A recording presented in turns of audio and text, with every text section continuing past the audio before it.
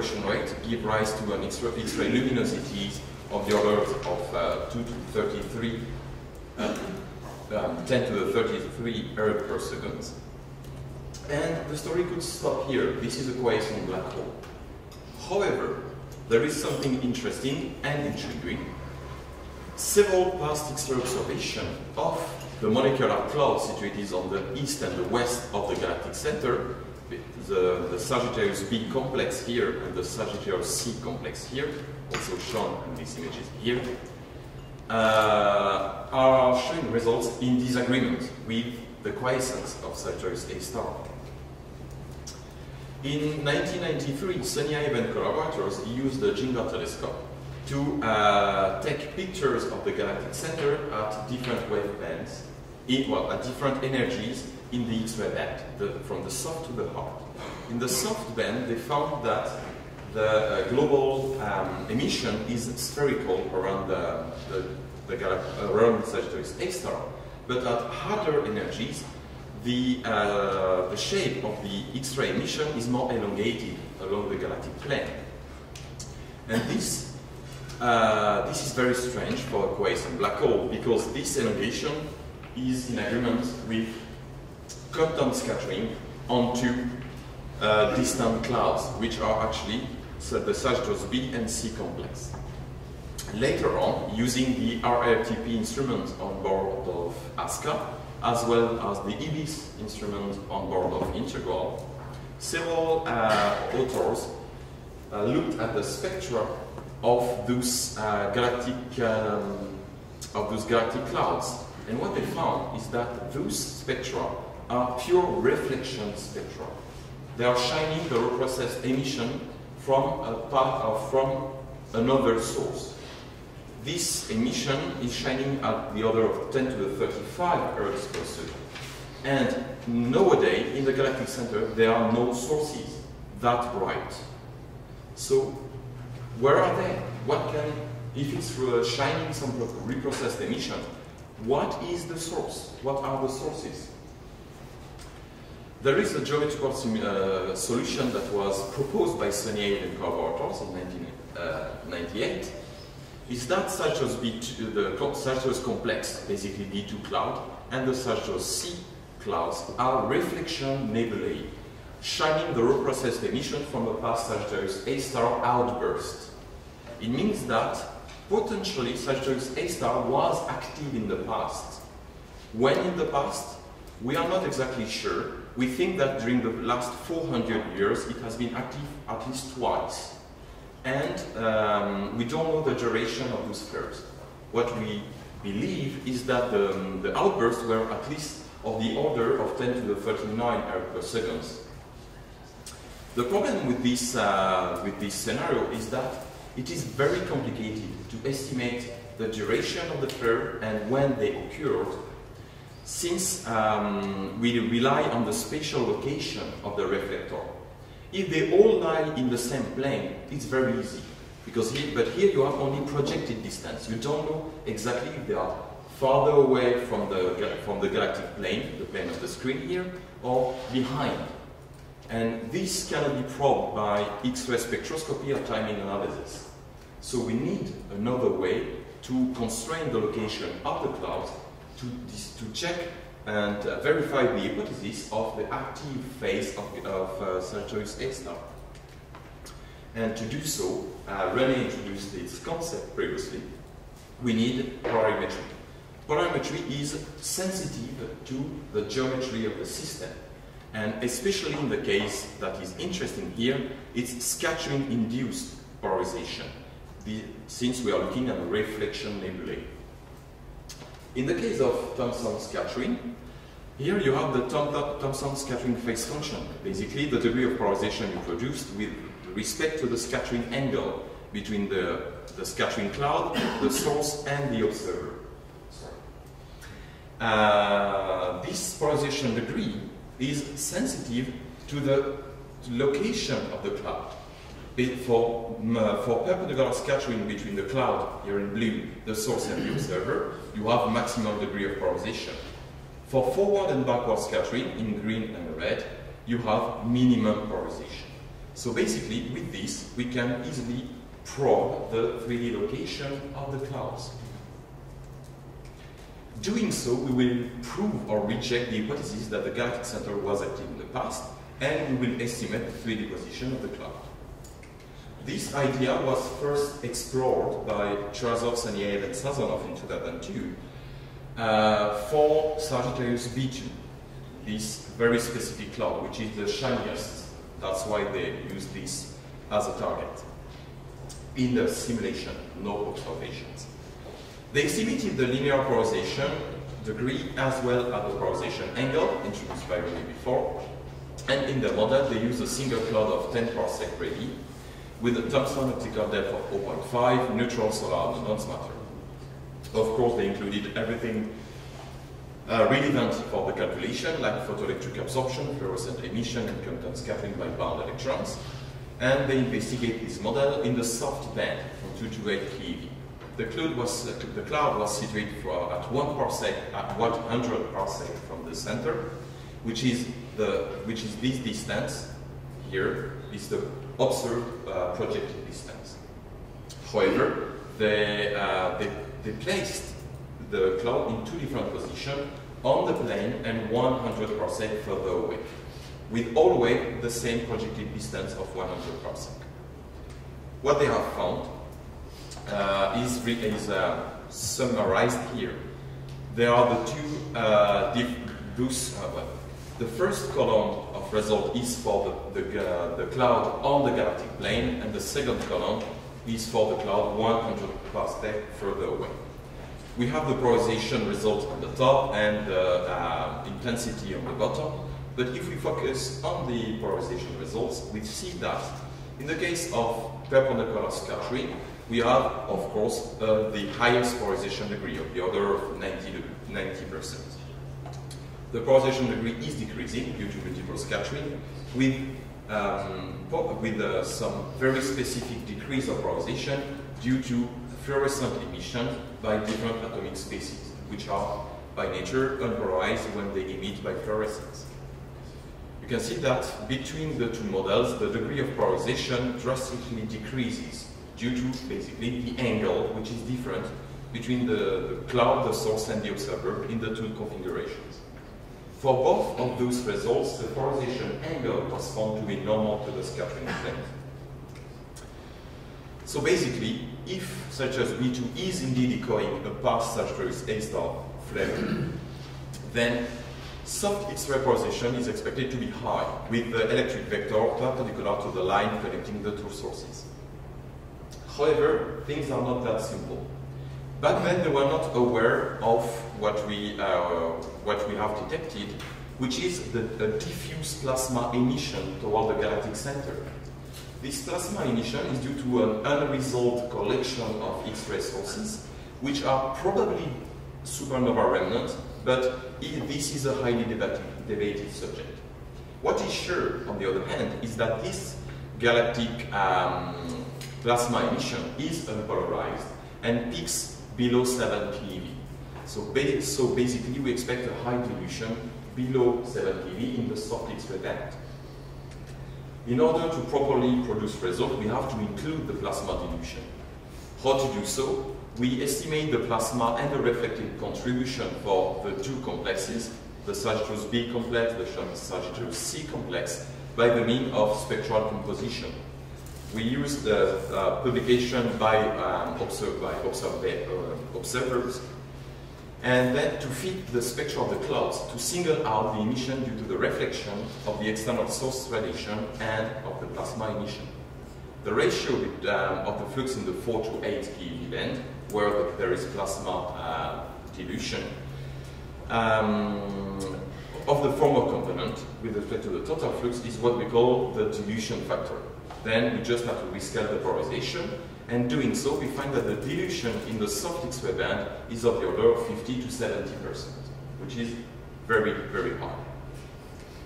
So what we have to do if we want to promote X-ray polarimetry and to check the validity of the active phase of the supermassive black hole is to look at higher energies in terms of polarization. what we have done is that we did new modeling, taking into account not only the Sagittarius B complex, but also in this model, a much more complex model, the Sagittarius C complex, and what we call the circumnuclear disk, which is a reservoir of cold gas cloud close to the supermassive black hole. It's not an accretion disk, it's just a reservoir of cloud. And in addition to that, is a very new structure that was discovered by Molinari et al. In 2011, which is called the CMZ, the Central Molecular Zone, which is here actually. I think you can see it. It's a 100 parsec elliptical twisted ring of cold and dense molecular cloud.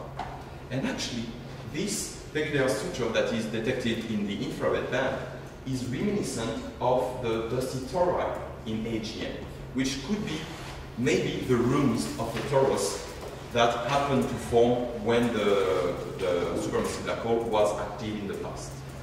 So we included this formation inside our code.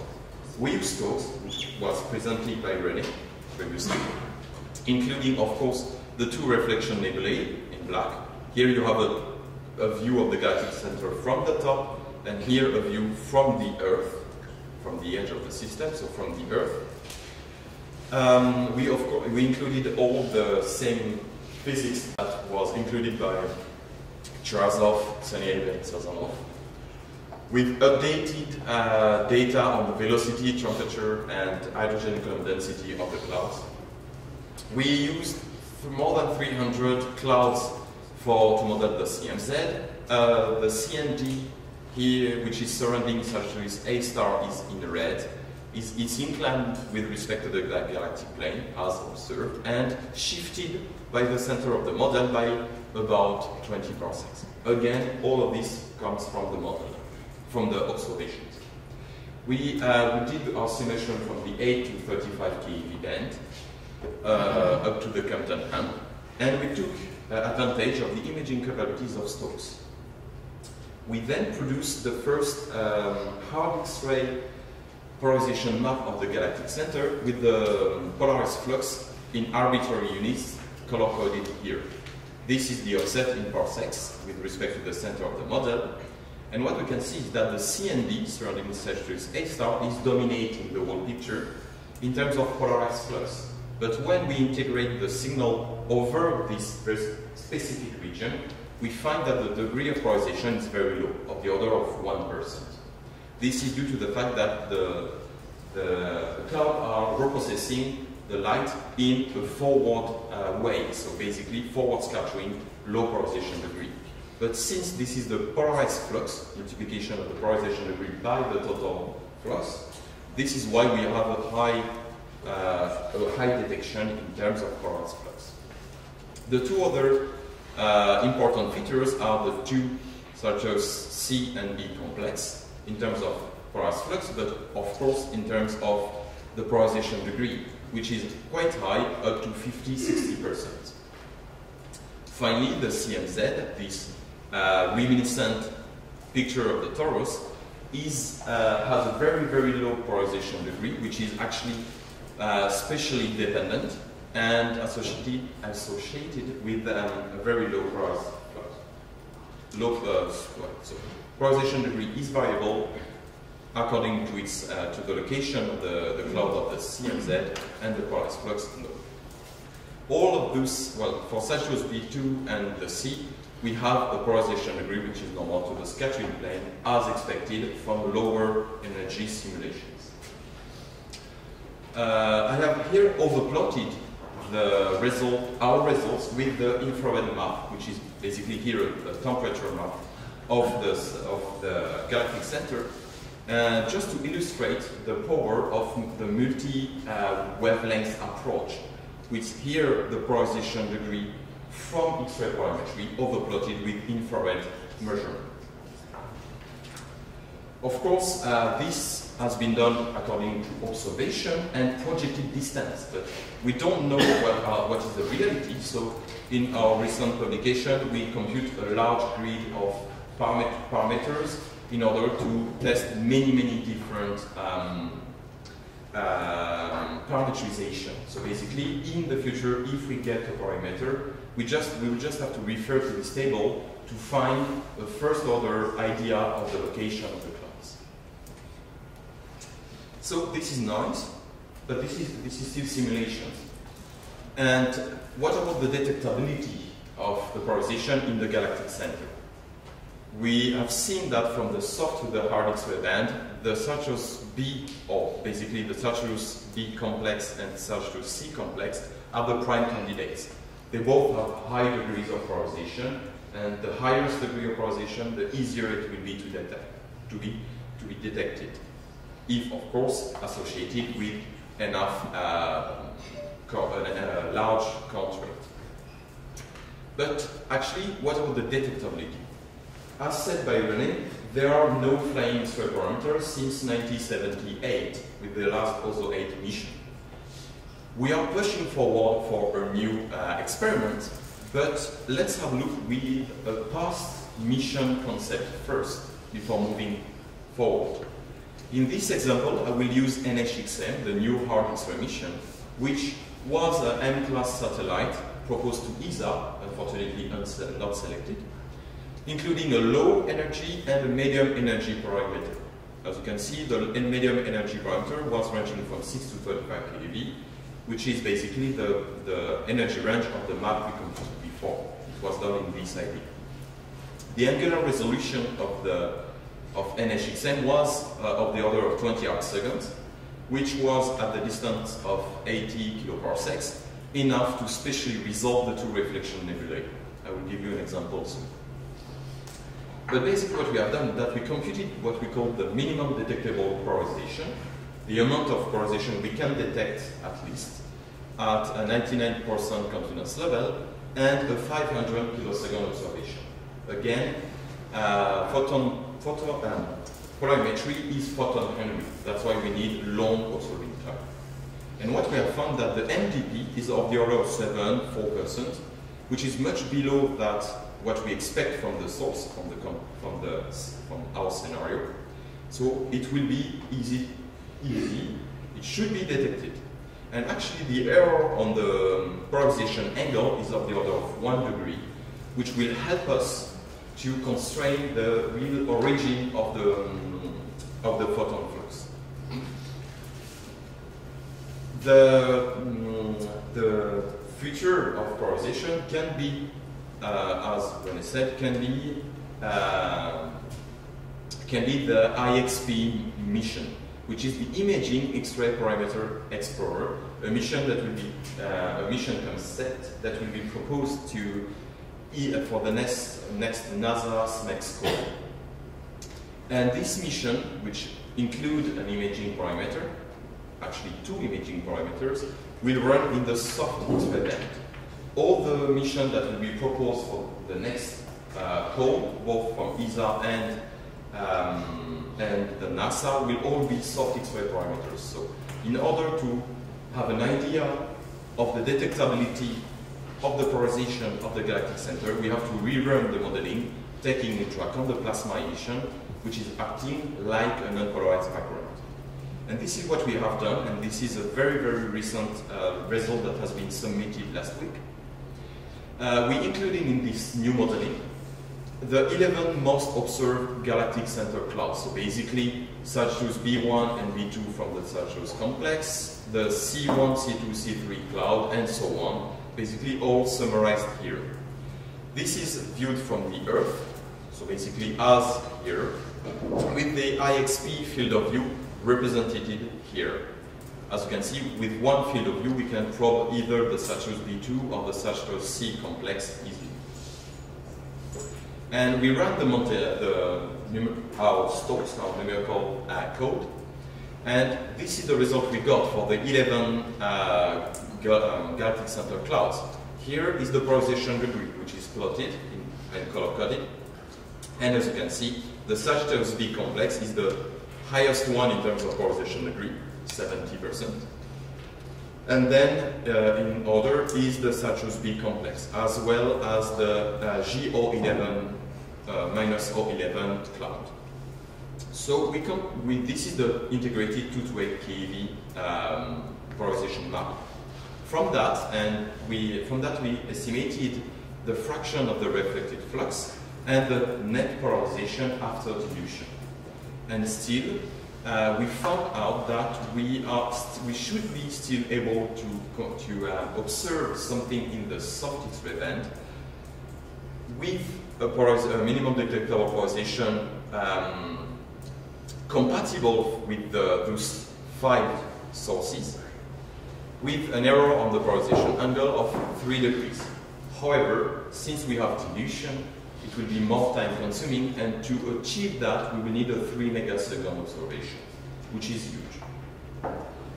Finally, I'd like to show you why the polarization angle is important. Here I overplotted on the map the polarization angle and its errors, the errors. And as you can see, all the polarization angle point toward this peculiar region, which is actually the supremacy black hole. This is logical since it's our simulation, but this is to show you how, by measuring the polarization angle, we will constrain the source of emission, and how, by measuring the polarization degree, we will constrain the 3D location of the reflection nebulae. I will, however, finish with a more gray note. A challenge, an observational challenge. Several molecular clouds present a temporal decay of the iron K-alpha line emission. It is represented here in this, the 2 plots by Inouye et al. In 2008, which represent the 6.4 keV surface brightness of two of the clouds. And as you can see, from 1995 to 2005, the global surface brightness is decreasing with time. This is, unfortunately, inconsistent. This is consistent with the reflection mechanisms. We switch off the flare, so basically there is no illumination, so the reprocessed emission is decreasing with time. So we have to hurry if we want to observe the reflection nebulae in the galactic center. We don't know how it will evolve in the next 10 years. We can just extrapolate. So, as conclusions, X-ray polarimetry can probe the complex environment of the galactic center and prove or reject the age and history of Sagittarius A star. The 3D location of the reflection nebulae with respect to the source can be fixed by measuring the degree of polarization, and from that we will define the correct light curve of the path flare. X-ray polarimetry is the most suited method for the most suited method in order to achieve that. But 2 to 8 keV observation is still possible when we take into account the galactic center plasma emission as well as long observing time. Of course, polarization imaging is the strength of the future mission, since we are dealing with a very crowded field here. And finally, last point, X-ray polarization may distinguish between this scenario and another one, because as usual there is not only one scenario to explain what we see, but there is another one, a competing one. In this scenario that tries to explain the polar continuum as well as the iron K-alpha line feature, low energy cosmic ray electrons are interacting with the gas clouds. And if they produce, well, actually the authors prove that you can produce the same spectroscopic results for both theories. The polarization degree is expected to be different between the two, since we are facing with two different mechanisms. So I'll keep you updated with this ongoing study. Thanks for your attention.